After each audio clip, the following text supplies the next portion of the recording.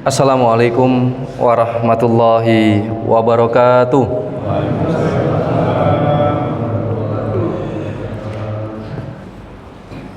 Bersyukur kepada Allah dengan mengucapkan kalimat Alhamdulillahirabbil alamin. Alhamdulillahi bini'amatihi tatimmus sholihat. Walhamdulillahi ala kulli hal. Asyhadu an la ilaha illallah wa asyhadu anna Muhammadan abduhu wa rasuluh. Allahumma salli wa sallim wa barik ala sayyidil mursalin nabiyinal karim sayyidina Muhammadin sallallahu alaihi wasallam wa ala alihi wa ashabihi ajmain, amma ba'd. Bapak dan Ibu, di waktu yang singkat ini di antara salat maghrib dan salat isya, jika Rasulullah membahasakan kita sedang dipenjarakan oleh salat isya kita, maka di antara lapis-lapis keberkahannya adalah kita mendapatkan doa para malaikat, yaitu ya Allah ampunilah mereka dan berikan kasih sayang-Mu. Semoga kita bisa menikmati dua doa terbaik dari malaikat tersebut. Mari kita awali di kesempatan malam hari ini dengan sebuah doa. Semoga pengajian kita di malam ini penuh dengan keridhaan Allah Subhanahu wa taala. Kita awali dengan sebuah doa, mohon diikuti.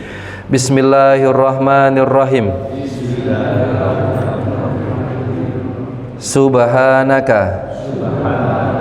la ilma lana illa ma 'allamtana innaka antal alimul hakim. Surat yang kedua ayat yang ke-32. Maha suci Engkau ya Allah, sesungguhnya tidak ada yang kami ketahui, yang kami fahami, yang kami mengerti kecuali Engkau yang telah mengajarkan kepada kami. Sesungguhnya Engkau ya Allah yang maha mengetahui lagi maha bijaksana. Ikhwatal iman, Bapak dan Ibu, saudara-saudariku yang semoga Allah memuliakan kita dengan sebaik-baik kemuliaannya. Pada kesempatan kali ini kita melanjutkan terkait dengan hadis di bab yakin dan tawakal pada kitab Riyadhus Shalihin. Kita di hadis yang keempat dan keenam. Keempat dan keenam. Saya tulis di sini hanya 4. Kenapa kok 5-nya nggak dimasukkan? Karena hadis keempat dan keenam ini keterkaitannya sama, yaitu tentang Allah memberikan sebuah analogi dengan hewan. Jadi hadis yang keempat itu tentang burung, hadis kelima itu tentang Rasulullah hendak dibunuh, kemudian hadis yang keenam tentang burung juga. Maka saya kaitkan hadis yang keempat, langsung lompat kepada hadis yang keenam. Baik, kita bacakan hadis yang keempat dalam bab Al-Yakin wa Tawakkal dalam kitab Riyadhus Shalihin. An Abi Hurairah radhiyallahu anhu, dari sahabat Abu Hurairah, semoga Allah meridhoinya, ani Nabi sallallahu alaihi wasallam, dia mendapatkan sabda Rasulullah sallallahu alaihi wasallam yang menyampaikan yadkhulul jannata aqwamun, nanti akan masuk surga itu suatu kaum yang mana afidatuhum mislu afidatat thair, di mana kaum itu memiliki hati yang hatinya seperti burung. Riwayat Muslim, hadis sahih. Kita lihat hadis yang ke-6 dari sahabat yang dikenal dengan Al-Faruq. Siapa Pak? Al-Faruq, pembeda, yaitu Umar bin Khattab. An Umar radhiyallahu anhu, sami'tu Rasulullah sallallahu alaihi wasallam yaqul, kata Umar, semoga Allah meridhoinya, saya mendengar langsung dari Rasulullah sallallahu alaihi wasallam. Apa itu? Lau annakum tatawakkaluna 'alallahi haqqa tawakkulihi, andai kata engkau sekalian itu bertawakal kepada Allah dengan sebenar-benarnya tawakal, maka apa yang kita dapatkan? La razaqakum kama yarzuqut tayra, maka sungguh Allah akan memberikan kita rezeki sebagaimana Allah memberikan rezeki kepada burung. Bagaimana? Taghdu khimason wa taruhu bitonan. Dia waktu pagi hari pergi dengan lapar, dan ketika petang hari dia kembali dengan perut yang berisi. Hadis riwayat At-Tirmizi. Bapak dan Ibu, kita ambil dulu kenapa kok Rasulullah SAW mengambil contoh hewan burung untuk dianalogikakan, dimisalkan tentang tawakal ini, bab tawakal. Jadi kalau kita perhatikan itu memang di Al-Quran itu menyebutkan beberapa nama hewan-hewan sebagai permisalan dalam aturan kehidupan kita. Kalau Bapak Ibu yang tahu di Al-Quran selain burung, hewan yang disebutkan apa saja Pak? Nyamuk, sapi, semut, lebah, laba-laba, gajah. Oh ya, langsung namanya Alfil ya, gajah, dan beberapa nama-nama yang lain. Nah, ini disebut dengan analogi, permisalan. Di dalam ilmu balaghah, ilmu bahasa Arab, kalau bahasa itu menggunakan analogi, permisalan, maka tujuannya satu, lis-suhulatil fahmi, untuk kemudahan kita memahami. Jadi kalau dipermisalkan dengan sesuatu, maka permisalan ini adalah untuk memudahkan pemahaman dari kalimat yang mungkin susah untuk difahami, dimisalkan. Ya banyaklah permisalan-permisalan yang ada dalam kehidupan kita. Maka yang perlu kita camkan adalah sebuah analogi itu untuk mempermudah pemahaman kita. Kita ambil surat An-Nahl ayat yang ke-79. Alam yarau ila thairi musakharati fi jawis sama. Tidaklah mereka memperhatikan burung-burung yang dapat terbang di angkasa. Ma yumsikuhunna illallah. Dan mereka terbang dengan mudah dan tidak ada yang menahannya selain Allah. Berarti Allah yang mengatur rotasinya burung-burung ini terbang. Sungguh inna fi dzalika laayatil liqaumi yu'minun. Sungguh itu terdapat tanda-tanda kebesaran Allah bagi orang yang beriman. Coba kita kaitkan, satu burung-burung, dua keimanan. Maka kalau kita perhatikan hadirin jamaah sekalian, ini cocok dengan kenapa bab ini oleh Imam An-Nawawi diletakkan iman itu nyambung sama tawakal. Ibaratnya itu iman sama tawakal sesuatu yang tidak bisa dipisahkan. Saya ulangi lagi, iman dan tawakal sesuatu yang tidak bisa dipisahkan. Itu kesempurnaan. Sebagaimana misalnya perintah sama larangan, boleh kita pisahkan nggak Pak? Perintah dan larangan. Aku tak milih perintah-perintah sajalah daripada larangan. Nggak bisa. Karena keduanya ini pasti menjadi sebuah kesempurnaan. Bapak-bapak masih ingat? Kalau ibu insya Allah nggak ingat. Karena ibu nggak ngikut Pak. Apa itu besok hari Jumat? Nah, ibu kan insya Allah nggak Jumatan itu ya. Khotib menyampaikan, ittaqullah, bertakwalah kepada Allah. Pasti dilanjutkan itu. Lakukan apa yang diperintahkan dan jauhi apa yang dilarang. Pernah nggak mendengarkan khotib itu hanya dipotong perintahnya toh? Ittaqullah, lakukan apa yang diperintahkan. Titik di situ. Pernah mendengar Pak? Belum pernah mendengar? Atau memang saat itu tidak mendengar? Karena sedang menikmati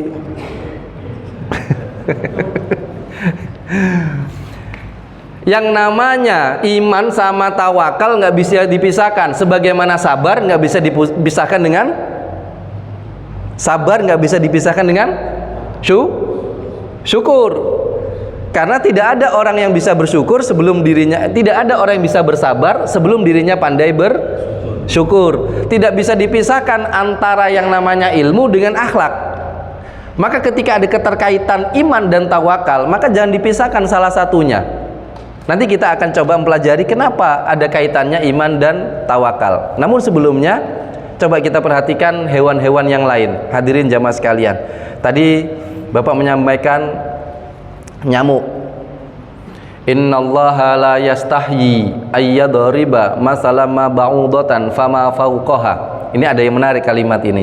Fama fauqaha.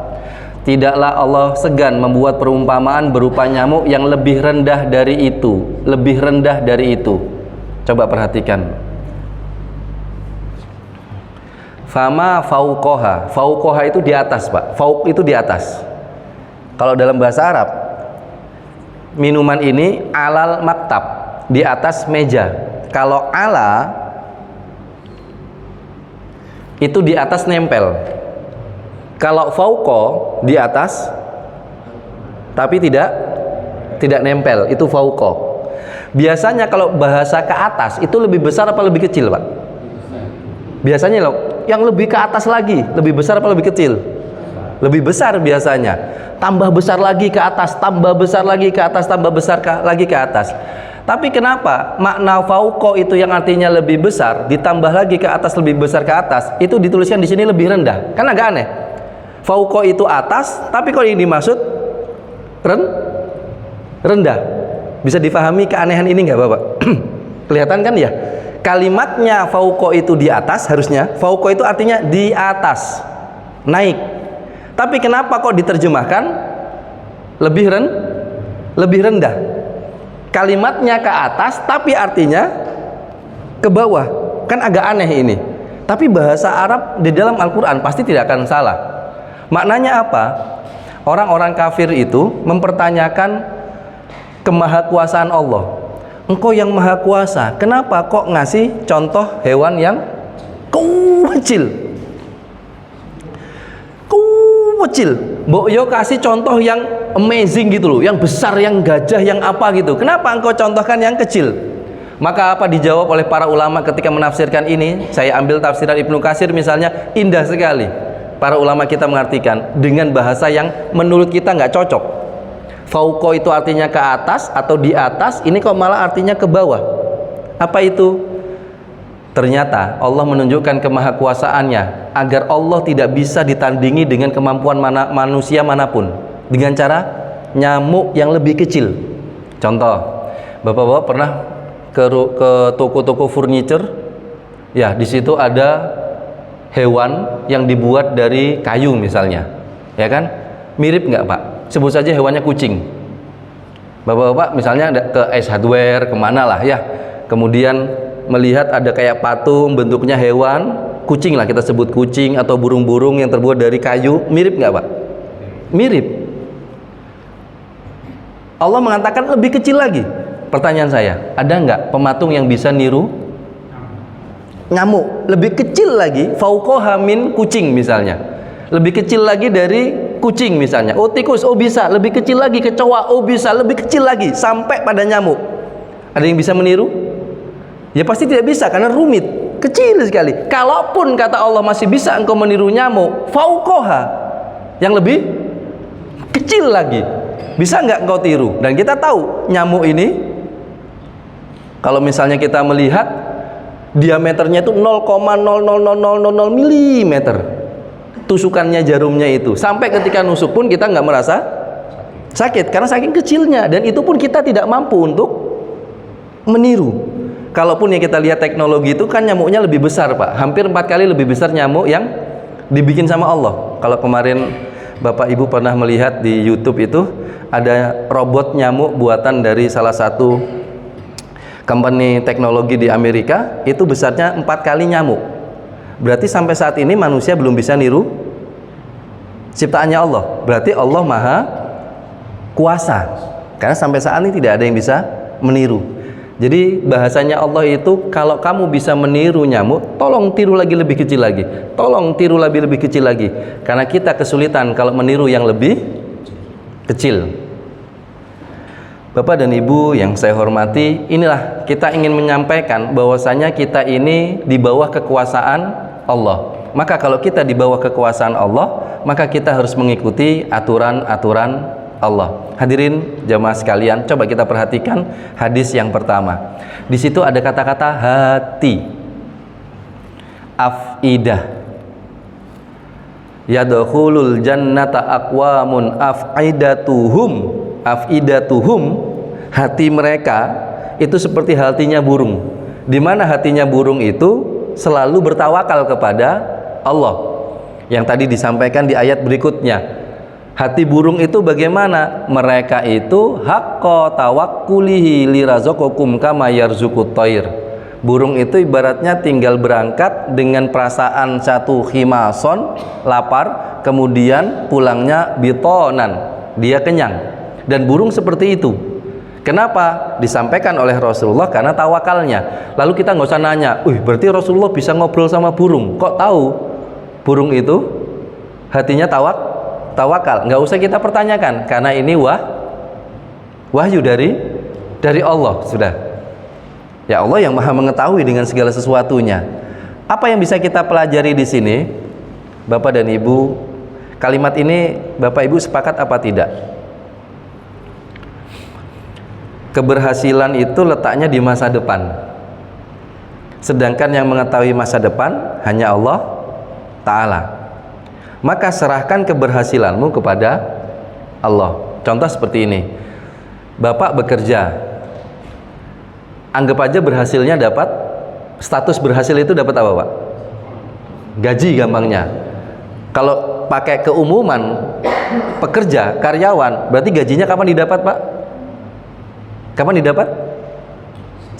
Selesai selama 1 bulan. Berarti kapan didapat gajinya? Ya, masa depan. Masa depan. Siapapun yang mengikhtiarkan sesuatu, keberhasilan itu pasti enggak saat kita melakukan. Pasti enggak. Pasti hasil itu setelah kita berikhtiar. Dan itu kita sebut dengan masa depan. Makanya kalau kita lihat apa yang bisa kita lakukan itu pun hanya sekedar mengikhtiarkan. Contoh begini. Panjenengan dalam hidup ini aslinya memilih yang terbaik atau memilah yang terbaik. Panjenengan dalam hidup ini aslinya itu memilih yang terbaik. Panjenengan bisa memiliki kemampuan memilih yang terbaik, atau sebenarnya kita hanya memilah yang terbaik? Rata-rata memilih, kita katakan memilih. Misalnya nih, Bapak punya uang 500 juta, lalu Bapak ingin beli mobil. Berarti Bapak memilih mobil yang terbaik kan? Terbaik ini, memilih yang terbaik. Akhirnya beli yang mobil ini, misalnya si A, mobil A, merek A. Tapi tiba-tiba bukan saat kita membelinya, bukan saat kita memilihnya, hari itu bisa cash kita bayar, lalu mobil itu kita dapat, bukan itu keberhasilan. Kenapa? Karena akan kita lihat masa depan itu bagaimana tentang mobil ini. Kok dilala, besoknya mobil ini kecuri Pak, hilang. Pertanyaan saya, kalau panjenengan tahu besok itu kecuri, kira-kira beli mobil yang mahal apa yang murah aja? Kalau ketahuan dicuri nih masa depannya, pasti yang lebih murah supaya ya ganti curi. Karena pasti yang dicuri ini yang mahal-mahal misalnya, atau minimal rotok getunnya itu nggak seberapa. Kalau yang hilang itu yang murah. Berarti ketika kita mengatakan ini adalah pilihan terbaikku, bukan saat kita memiliki, saat kita memilih, yang terbaik itu adalah setelah beberapa hari ke depan, dan masa depan itu yang hanya tahu Allah Subhanahu wa Ta'ala. Kenapa? Ya karena kita tidak tahu apapun yang akan terjadi untuk keesokan harinya. Wa ma tadri nafsum madza taksibu godan. Kamu itu nggak tahu apa yang akan kamu lakukan keesokan harinya. Surat Luqman ayat yang ke-34. Atau surat Al-A'raf ini ayat ke-188 ini. Kalau seandainya kamu tahu tentang hal yang baik, maka aku akan melakukan kebaikan sebanyak-banyaknya. Tapi kalau seandainya aku tahu yang buruk, maka aku akan menjauhinya. Pertanyaannya, ada nggak orang yang seperti itu Pak? Tahu tentang masa depan? Ada? Nggak ada. Bahkan Rasulullah mengatakan sendiri, lau kuntu a'lamul ghaib lastasartu minal khairi wa ma masaniya su. Kalau seandainya aku tahu ini yang baik, kalau seandainya, ini pakai seandainya, kalau seandainya sekiranya aku tahu yang baik, aku tak kerjakan yang baik tok. Aku tinggalkan yang buruk. Tapi masalahnya aku nggak tahu, yang tahu hanya Allah Subhanahu wa Ta'ala. Kalau Bapak tahu belok kanan itu selamat, belok kiri kecelakaan, Bapak belok kanan. Kalau Bapak tahu belok kanan itu dapat rezeki, belok kiri kecopetan, Bapak belok belok kanan. Karena kenikmatan hidup kita, kalau kita ini mendapatkan yang terbaik, maka sekali lagi kita nggak punya kesempatan mendapatkan terbaik, karena definisi terbaik itu letaknya di masa depan, dan yang tahu masa depan hanya Allah. Maka kalau sudah seperti itu, rumusnya cuma satu, tawakal, menyerahkan kepada Allah. Saya mengalami kejadian Pak, baru kemarin saya kehilangan dompet. Pagi saya mengisi di daerah Prapen 6:30, tapi saya nggak merasa bawa dompet. dalam artian saya nggak ngeluarin dompet gitulah. Baru saya sadar itu jam 2 siang.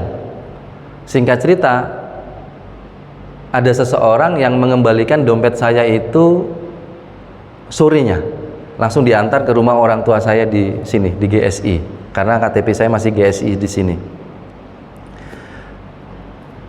Selama jam 2 mulai saya tahu dompet saya itu tidak ada. Mulai jam 2 sampai saya dapat kabar itu menjelang maghrib, saya masih teringat ucapan namanya dosen kami Pak, di Al-Azhar. Beliau ini dokter, Masya Allah. Tapi kalau urusan tafsir dan sebagainya, beliau sudah punya kitab itu kurang lebih 12. Tapi dokter, prakteknya dokter umum. Sering ke Indonesia, namanya Profesor Dr. Yusri. Beliau masih mengajar di Al-Azhar sampai saat ini.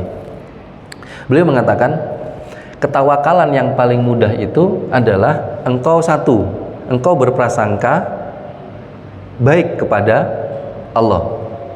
Satu dulu, engkau berprasangka baik kepada Allah. Berarti kalau kita kehilangan sesuatu Pak, maka prasangka baik kita apa?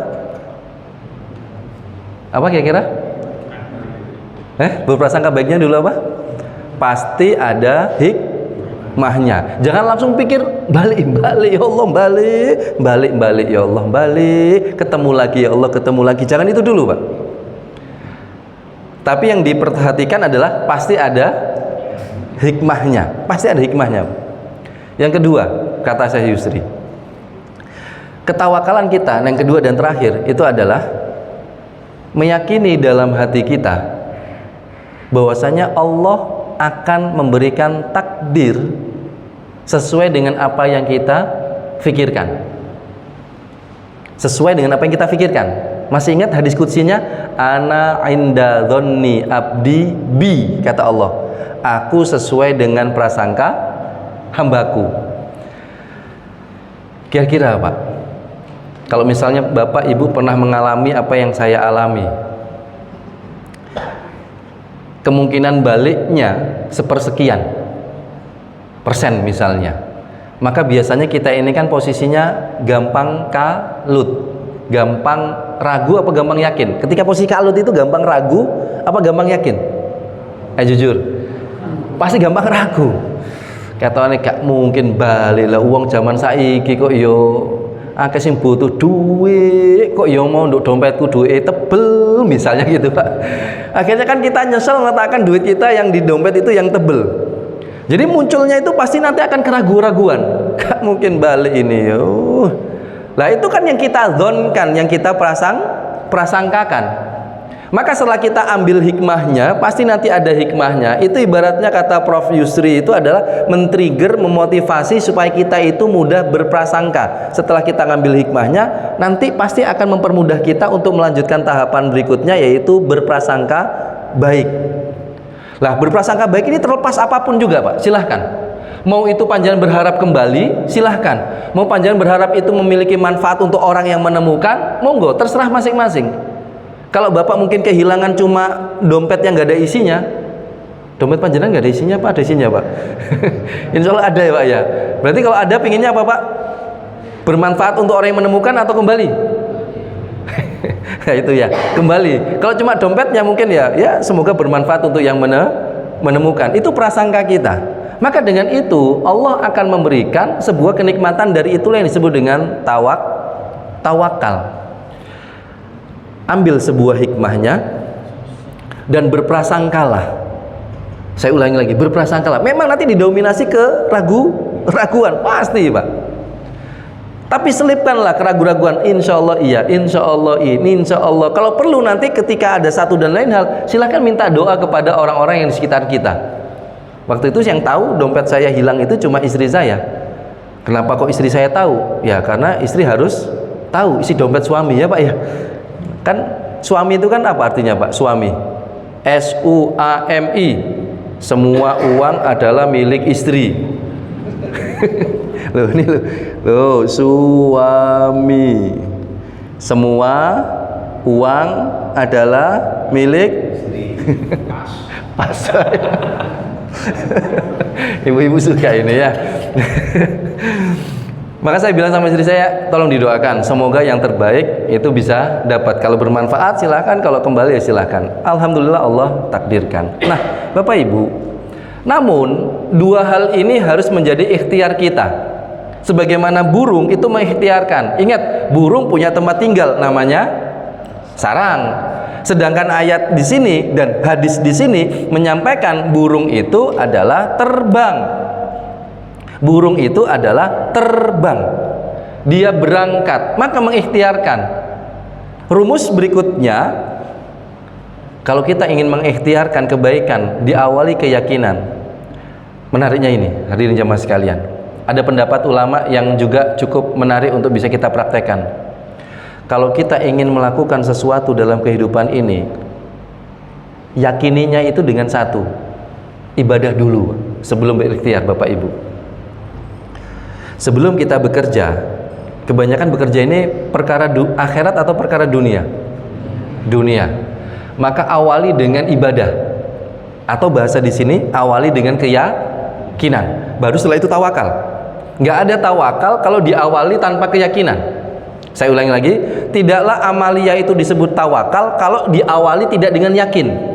Itu bukan tawakal namanya. Maka apa yang disebut dengan keyakinan di situ? Awali dengan ibadahmu. Kenapa? Semua perkara ibadah bukan perkara logika. Saya ulangi lagi, semua perkara ibadah kita nggak ada perkara logika, Pak. Nggak nutut kalau pakai logika. Contoh, sholat subuh sama sholat duhur, sebenarnya yang panjang secara logika yang mana, Pak? Seharusnya, ayo, Isya sama subuh, sholat mana yang seharusnya panjang rokaatnya? Pakai logika. Isya, contoh logikanya, Isya itu seharian kerja, Pak. Seharian kerja, capek tubuh ini. Ternyata sholat Isyanya 4 rakaat. Subuh yang kita masih fresh, habis istirahat, tenaga kuat, itu cuma 2. Kalau pakai logika, panjenengan lebih suka yang mana? Jujur, nggak usah ngelihat kondisi subuh. Dalam arti kondisi subuh yang ngantuk gitu ya. Fisik tubuh kita. Secara logika, lebih enak yang mana, Pak? Subuh yang mana? Yang banyak apa yang sedikit? Ayo, kondisi fresh, lagi seger-segernya, sama lagi capek-capeknya. Jujur, panjenengan pulang gitu, sholat Isya gurung, ya Allah. Coba bayangkan, nek seandainya sholat Isya luru ambil papat, nah panjenengan pilih yang mana saat itu? Pasti pilih 2, Pak. Kenapa? Karena wilayah-wilayah ibadah itu bukan logika. Contoh yang kedua, tawaf berapa kali putaran? 7. Panjenengan sudah haji nunggu lama, bayari larang-larang, tekok kuno muter ping 7, Pak. 10 sanggup nggak, Pak? Mutar 10 sanggup nggak? Kan sanggup. Kita dalam hati, ya Allah, sudah jauh-jauh, ya Allah, bayar larang-larang, nunggu lama, kok cuma 7 putaran? Aku 10 loh, sanggup loh, ya Allah. Masa cuma 7 tok, ya Allah? Ini masih semangatnya ini, ya Allah, supaya dapat pahala banyak. Tapi namanya aturan Allah cuma 7, mau nggak mau harus kita ikuti, meskipun akal kita agak menyanggah hal itu. Maka prinsip kita, ibadah itu iman, bukan logika akal kita. Maka menariknya surat Al-Muzammil ini, kalau kita ingin mengikhtiarkan sesuatu, maka kita harus imani dulu dengan kita awali dengan beribadah. Surat Al-Muzammil mengatakan, inna nasyi'atal laili hiya asyaddu aqwa wa aqwamu qila. Sesungguhnya bacaan waktu di malam hari itu lebih nyaman, lebih sreg, lebih deep, lebih majleb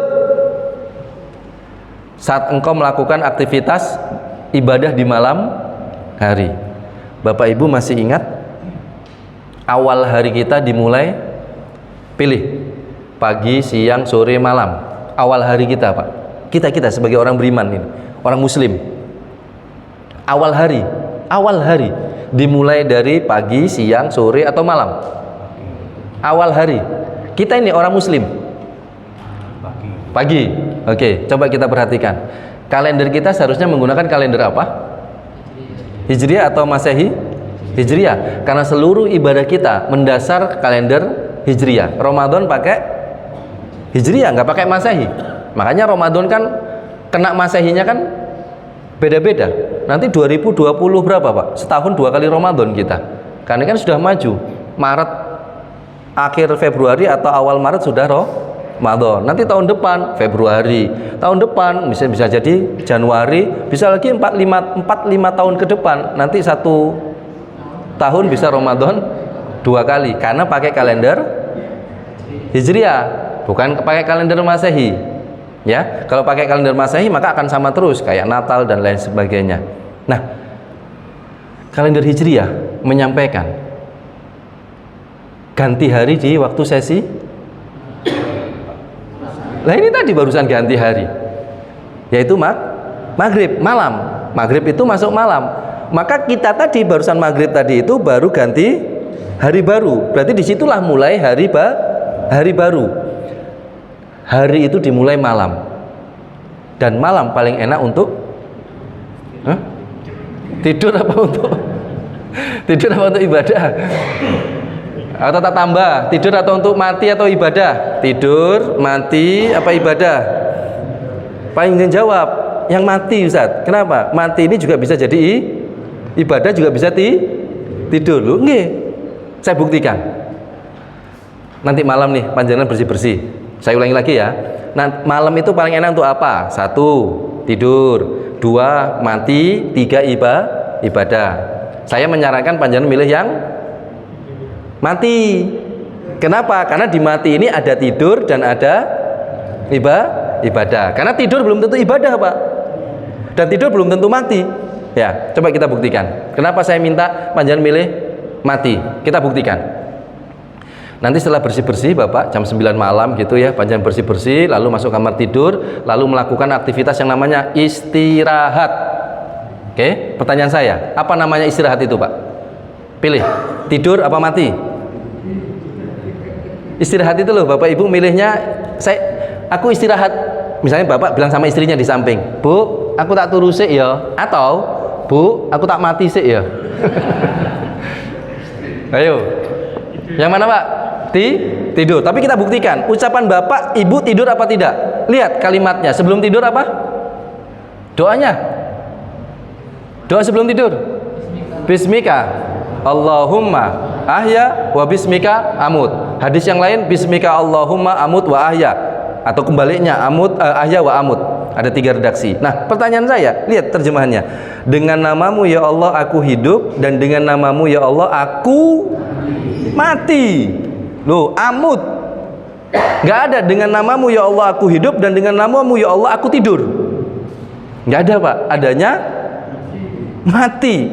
Berarti panjenengan tadi malam ngomong sama Allah, aku mati ya Allah. Panjenengan sama Allah ngomong mati, kenapa sama istri ngomong tidur? Sekali-kali lah, coba praktekkan, Pak. Nanti pasti akan ada suasana yang berbeda kok. Bu, tak mati sih ya. Loh, kita buktikan yang kedua. Tahu definisi mati menurut bahasa Indonesia, Bapak Ibu? Definisi mati menurut bahasa Indonesia itu ketidakmampuan kita mengatur tubuh kita. Saya ulangi lagi, ketidakmampuan kita mengatur tubuh kita. Itu berarti mati. Bapak maaf, nih bapak-bapak yang laki-laki bisa mengatur volume dan intonasi suaranya nggak, Pak? Tadi malam. Paham nggak suara yang saya maksud? Kayak gergaji itu loh, Pak. Ya. Bisa mengatur nggak, Pak? Tidak bisa mengatur. Berarti kalau kita nggak bisa mengatur tubuh kita, berarti kondisi kita sedang mati. Ibu bisa mengatur egoannya nggak? Ibu biasanya nggak pakai bahasa Inggris sehari-hari, nggak paham bahasa Inggris, tiba-tiba mengucapkan kalimat bahasa Inggris kepada suaminya, Papa, I love you so much, misalnya. Bapaknya lagi sholat tahajud di sampingnya, pasti kaget, oh istriku kok ngomong bahasa Inggris. Ibu bisa mengatur egoannya? Nggak bisa. Berarti kalau kita tidak mampu mengatur kondisi tubuh kita saat tidur, berarti kita sedang mati. Yang ketiga, yang ketiga, doa bangun tidur. Ada yang hafal, Pak? Doa bangun tidur, Bu? Yang nggak populer. Yang nggak populer, kalau itu yang populer. Loh kan tadi doa tidur berapa hadis, Pak? 3. Doa bangun tidur itu ada 2, Pak. Yang satu lagi doif sih, 2. Yang populer yang riwayat Imam Muslim yang panjenengan hafalkan tadi, Alhamdulillahilladzi ahyana ba'da ma amatana wa ilaihin nusur. Itu sahih. Tapi ada juga hadis yang diriwayatkan oleh Abu Hurairah, disampaikan oleh Imam Tirmizi dalam kitabnya, hadisnya memang hasan, memang di bawah hadis yang populer tadi itu. Tapi boleh kita pakai ini, Pak. Lihat kalimatnya. Alhamdulillahilladzi afani fi jasadi wa radda alayya ruhi wa adzina li bi dzikrih. Ya Allah, yang pertama, afani fi jasadi. Aku bersyukur, terima kasih ya Allah, Engkau telah menyehatkan jasadku. Afani fi jasadi. Masih ingat kalimatnya? Sehat wal afiat. Afani fi jasad, tubuhku. Yang penting yang nomor 2 ini. Waradda alayya ruhi, dan Engkau telah mengembalikan ruhku. Berarti saat tidur, ini kan doa bangun tidur, Pak. Maka ketika bangun, ruhnya dikembalikan. Berarti saat tidur, ruhnya diambil sama Allah. Lah kalau ruh diambil, berarti tubuh kita sedang mati. Saya ini misalnya tiba-tiba saya mati nih, Pak. Saya mati. Misalnya, saya mati nih, mati. Tiba-tiba kemudian saya hidup. Berarti apa yang terjadi dalam tubuh kita? Tubuh saya? Kan saya mati nih, saya mati. Ya jangan pastikan loh, Pak ya. Saya cuma epo-epo. Yang namanya mati kan nggak ada yang tahu ya. Saya duluan atau panjenengan duluan? Monggo, silakan. Saya ikhlas kalau panjenengan duluan. Tapi kalau saya memohon sama Allah, dan sering saya memohon, kalaupun saya meninggal, mohon diangkat ruh saya, diambil nyawa saya ketika saya sedang berdakwah. Saya mohon kepada Allah seperti itu. Misalnya ini saya wafat. Yang hilang dari tubuh saya, Pak, ruh. Maka ruh itu ketika dikembalikan, maka saya hidup lagi. Apa definisi mati? Menurut doa bangun tidur tadi, tubuh kita nggak ada ruhnya. Kita berdoa seperti itu. Jadi malam nanti ini, Pak, kita ini mati, serius mati. Untuk apa? Cuma satu pesannya. Kata Syekh Mutawalli Asy'arawi, pakar tafsir dari Mesir, supaya kita itu tidak takut mati. Yang kita takutkan itu modalnya mati, bukan matinya, Pak. Karena semua orang pasti mati. Nah, coba logikanya 2. 1, yang paling kita khawatirkan itu yang pasti apa yang tidak pasti? Yang paling kita khawatirkan, paling dredeg, paling wedi, paling takut, paling was-was, cemas sama yang pasti apa yang tidak pasti, Pak? Contoh-contoh yang pasti. Nanti kalau kamu belok kiri, kamu kecelakaan. Maka Bapak tenang apa nggak tenang? Loh, karena sudah tahu, Pak, pasti belok kiri kecelakaan. Maka Bapak tenang apa enggak? Lebih tenang, Pak, karena sudah tahu. Makanya nggak milih sana, pilih ke kanan. Kita ini sering cemas seharusnya pada yang tidak pasti. Benar nggak? Saya ulangi lagi ya. Kita takut, kita cemas, kita khawatir kepada yang pasti apa yang tidak pasti? Tidak pasti. Pertanyaan saya, rezeki pasti kan jawaban Allah, tapi kebanyakan kita cemas tentang rezeki. Surga neraka, loh, panjenengan pasti mlebu neraka, Pak. Surga neraka nggak pasti, Pak. Tapi kenapa kita tidak khawatir dengan hal itu? Tapi dengan rezeki yang pasti kita malah khawatir. Berarti kita ini salah meletakkan kata khawatir. Maka coba bayangkan, Bapak tahu olahraga parkur, Bapak Ibu, yang lompat dari bangunan satu ke bangunan lain itu, Pak, dengan ketinggian yang tinggi. Pertanyaan saya, kenapa mereka nggak takut, Pak, lompat dari lantai 20 ke bangunan yang lain, lantai 20, di bawahnya nggak ada pengaman? Kenapa mereka nggak takut? Padahal kita yang lihat aja rotok merinding. Oh subhanallah, wong iki gak ngerti wedi wong iki. Kenapa Bapak anggap dia nggak takut? Kenapa, Pak? Karena latihan. Lah kita tiap hari latihan berapa kali mati, Pak? Ya, coba arek nom, anak muda. 1, malam hari mati. 2, mari subuh. Yang anak muda mati, mari subuh mati. Kapan lagi anak muda mati, Pak? Siang ya. Siang setelah duhur ya, kerja gitu mati. Terus lagi? Ada lagi nggak anak muda? Ada biasanya asar gitu mati lagi. Loh, mereka anak muda sehari latihan mati berapa kali? 4 kali. Bahkan nanti kalau pas ada pengajian habis isya itu mati dulu sebelum mati lagi, Pak. Mungkin keenakan materi ustadznya lagi. Berarti mati berapa kali, Pak, mereka? 5 kali loh mereka mati. Kalau orang latihan sehari saja 5 kali, kalau sudah umurnya 20, berarti berapa ribu hari mereka latihan mati. Seharusnya orang itu tidak takut mati. Yang kita takutkan modalnya untuk mati. Itu indah kalimatnya Syekh Mutawalli Sya'rawi. Allah membuat kita seperti itu agar kita tidak takut mati. Yang kita takutkan adalah yang tidak pasti. Apa yang tidak pasti? Ya modal itu. Kalau matinya pasti. Nah, itulah yang disebut dengan sebuah kenikmatan pelajaran dari Allah Subhanahu wa taala yang terkadang maaf kita tidak menyadarinya. Kalau nggak percaya, Pak, Ibu praktekkan nanti malam. Saya sudah mempraktekkan kok, Pak. Iya. Bu, yuk bareng-bareng yuk. Ngapain, Pak, bareng-bareng? Ya bareng-bareng mati, yuk.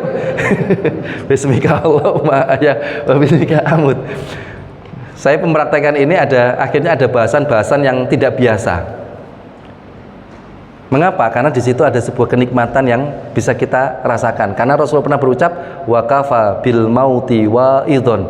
Cukuplah kematian itu menjadi sebuah nasihat. Nah, malam hari kita ini mati. Mati itu pelajaran. Mati itu ada ibadah. Karena kita awali dengan beda panjenengan cuma ngomong sama istri, Bu, aku turu ya. Lalu panjenengan nggak mengucapkan kalimat Bismika Allahumma ahya wa bismika amut, nggak ada masalah. Karena panjenengan nggak mengucapkan kalimat amut, langsung tidur. Berarti tidurnya panjenengan hanya aktivitas istirahat, tapi tidak ternilai ibadah, karena tidak diawali dengan sebuah doa. Nah, ketika panjenengan mengucapkan kalimat doa tadi, maka muncul kata amut, aku mati ya Allah. Maka panjenengan juga termasuk tidur, aktivitas organ tubuhnya tidur, tapi panjenengan juga ibadah karena diawali dengan doa. Maka kembali lagi nanti malam panjenengan apa, Pak? Tidur, ibadah, apa mati? Mati, Pak, ya.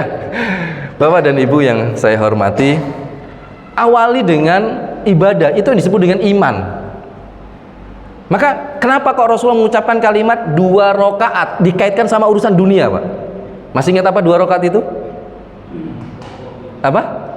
2 rakaat itu sholat qobliyah subuh, sholat fajar. Khairud dunya wa ma fiha. Lihat kalimatnya, lebih baik dari dunia. Dunia ini masih berbicara materi, dan itu sebelum kita bekerja. Dan semua orang punya kesempatan itu. Bukan tahajud, tapi azan subuh sudah terdengar. Cuma 2 rakaat kita sudah dapat dunia, sudah dapat gaji.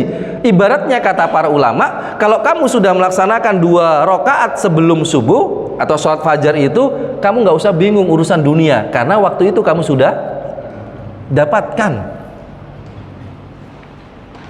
Berarti aktivitas awal kita adalah ibadah. Ibadah adalah hal-hal yang dikaitkan dengan iman, bukan dengan logika. Soalnya kalau dikaitkan logika, ya Allah, sudah 2 rakaat loh ya Allah, qobliyah subuh loh ya Allah, tolong ya Allah hari ini bisa bayar utang. Ternyata sampai besoknya enggak, Pak. Lalu qobliyah subuh lagi, ya Allah 2 rakaat sudah loh ya Allah, qobliyah subuh. Bahkan 1 bulan loh ya Allah, sudah istiqomah loh ya Allah, qobliyah subuh, katanya dapat dunia dan seisinya. Kok ya utang malah nambah. Ini namanya ibadah kalau dilogikakan. Karena ibadah bukan dengan logika rumusnya, ibadah dengan iman, yakini saja. Lihat berikutnya, ayat yang ke-7-nya. Wa innalaka finnahari sabahan tawilan. Kamu siang hari punya urusan yang lebih panjang. Dan kita tahu urusan siang hari itu bukan perkara akhirat, perkara dunia. Lo bayangkan subuh saja, anggap saja 1 jam, Pak. Tapi perkara urusan dunia, kalau orang kerja pakai shift-shiftan, biasanya standarnya 1 shift itu berapa jam? 8. Lah kita bangun untuk tahajud, lanjut ke subuh, anggap saja cuma 2 jam. Lah ini 8. Benar kata Allah, ada urusan-urusan duniamu yang lebih panjang. Urusan akhirat itu sedikit saja, tapi mengawali urusanmu. Tapi menariknya lihat kalimat yang terakhir. Sebutkanlah nama Tuhanmu. Baru. Ini bukan baru kemudian dengan tekun. Poinnya apa? Kalau bekerja itu kaitannya kalau dikaitkan dengan tekun itu bekerja apa beribadah, Pak? Kata-kata tekun itu dikaitkan sama beribadah atau bekerja biasanya? Bekerja. Urusan tekun itu nomor 2 setelah kita mengingat Allah. Wazkurisma rabbika watabattal ilaihi tabtila. Silahkan siang hari kamu itu bekerja, tapi satu pesannya Allah, jangan lupakan kamu ingat aku. Zikir itu kan banyak, sholat, ngaji dan lain sebagainya. Baru yang kedua, silahkan dalam bekerja kamu tekun. Nah, hasilnya itu yang kita sebut dengan tawakal kemudian. Kapan? Ya kita nggak tahu wilayahnya, karena di wilayah masa depan. Kita ambil contoh misalnya, Bapak dan Ibu yang kami hormati. Ini gambar apa, Pak? Sudah bisa menebak kisah Nabi siapa? Musa. Nabi Musa. Oke. Nabi Musa waktu itu posisinya takut dikejar. Nah, Bapak Ibu tahu. Falamma taral jam'ani qala ashabu Musa inna lamudrakun. Hei Musa, kita ini bakalan kesusul sama orang-orang Fir'aun itu, tentara Fir'aun. Kita bakalan inna lamudrakun, kita bakalan kesusul. Saya percepat, apa kata Nabi Musa? Enggak. Inna ma'iya rabbi sayahdin. Tenang saja kok, Tuhanku nanti akan memberikan aku petunjuk. Lihat kalimatnya, Pak. Inna ma'iya rabbi sayahdin. Tuhanku akan memberikan aku petunjuk. Yang nanya Bani Israel, Nabi Musa menjawab Tuhanku, bukan Tuhan kita. Tahu kenapa, Pak? Karena Nabi Musa rotok gregetan sama Bani Israel. Benar. Kan beberapa kali sedang bermasalah Bani Israel ini kepada Nabi Musa. Tuhanku yang akan memberikan petunjuk kepadaku. Dan tahu kan petunjuknya apa? Apa yang terjadi? Ya. Kapan itu muncul? Ketika Nabi Musa mengatakan kalla, gak bakalan kesusul. Padahal secara logika kesusul. Yang sana pakai kuda, yang sana pakai kereta, sedangkan Bani Israel dengan Nabi Musa hanya jalan kaki. Logikanya kesusul. Tapi kemudian diawali dengan keimanan. Kalla, enggak, innama iya rabbi sayahdin. Dengan keyakinanku pasti Allah akan memberikan petunjuk. Dan ternyata petunjuknya muncul. Dan ingat, petunjuknya hanya sebatas pukulkan tongkat, nggak langsung ditunjukkan sebuah belahan lautan. Tetap ada pukulkan tongkat. Kalau Bapak disuruh misalnya terdesak, aduh nyawa, kesana tenggelam, kesana dibunuh, tiba-tiba ada muncul, pukulkan pensilmu. Bapak mikir dulu apa enggak, Pak? Pasti mikir, oh apa hubungannya keselamatan ambek pensilku ini, ya Allah. Itu berarti tandanya orang yang pakai logika. Selama ada perintah Allah, meskipun itu perintahnya remeh, tetaplah harus dengan keyakinan kita lakukan. Padahal tongkatnya Nabi Musa ini sudah patah 2 kali. Tapi dengan keimanan dan keyakinan itu dilakukan, pasti nanti akan ada keterkejutan dari janji Allah. Dan itulah yang kita sebut dengan tawakal. Ini yang dapat kami sampaikan. Kita akhiri dengan istighfar 3 kali. Astaghfirullahaladzim, astaghfirullahaladzim, astaghfirullahaladzim. Bacaan hamdalah, alhamdulillahi rabbil alamin. Kita akhiri dengan doa kafaratul majlis. Subhanakallahumma wa bihamdika asyhadu an la ilaha illa anta astaghfiruka wa atubu ilaih. Sekali lagi, awali dengan mencari hikmahnya dan usahakan untuk selalu berhusnuzon, berprasangka yang baik kepada Allah. Assalamualaikum warahmatullahi wabarakatuh.